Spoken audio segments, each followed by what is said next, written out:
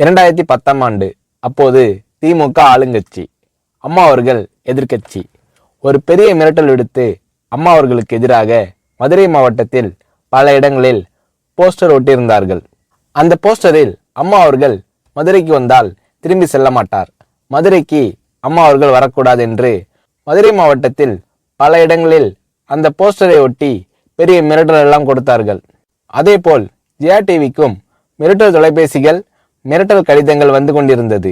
ஜெயா டிவியின் செய்தி பிரிவினர் இந்த மிரட்டல்களை பற்றியெல்லாம் தியாகத்தலைவி சின்னம்மா அவர்களிடம் சொல்லி அம்மா அவர்களின் கவனத்திற்கு கொண்டு சென்றார்கள். அம்மா அவர்கள் துணிச்சல், வீரம், கம்பீரம் இவற்றின் ஒட்டுமொத்த உருவம். அதனால் புரட்சி தலைவி அம்மா அவர்கள், நான் மதுரைக்கு போய் தீருவேன், பொதுக்கூட்டத்தில் பேசியே தீருவேன், எது நடந்தாலும் எதிர்கொள்கிறேன் என்று சொல்கிறார்கள். ஒரு கட்டத்தில் ஜெயா டிவிக்கு மிரட்டல் எப்படி வருகிறது என்றால், ஜெயா டிவியின் அலுவலகத்தை வெடிகுண்டு வைத்து தகர்ப்போம், அம்மா அவர்கள் மதுரைக்கு வந்தால் ஜெயா டிவியை ஒழிப்போம், இப்படியெல்லாம் நிறைய மிரட்டல்கள் தொலைபேசியின் வாயிலாகவும் கடிதத்தின் வாயிலாகவும் வந்து கொண்டிருக்கிறது.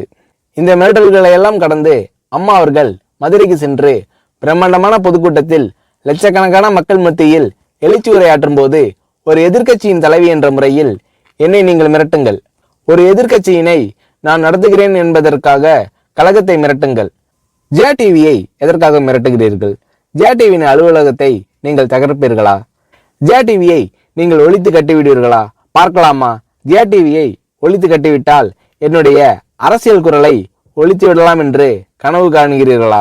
ஜெயா டிவி என் உயிருக்கும் மேலானது, நான் என்னுடைய உயிரை விட அதிகமாக நேசிப்பது, என்னுடைய அரசியல் கரமாக நான் போற்றி புகழ்வது, அதன் மேல் நீங்கள் கை வைப்பீர்களா, பார்க்கலாமா என்று எழுச்சி உரையாற்றினார் புரட்சி தலைவி அம்மா அவர்கள்.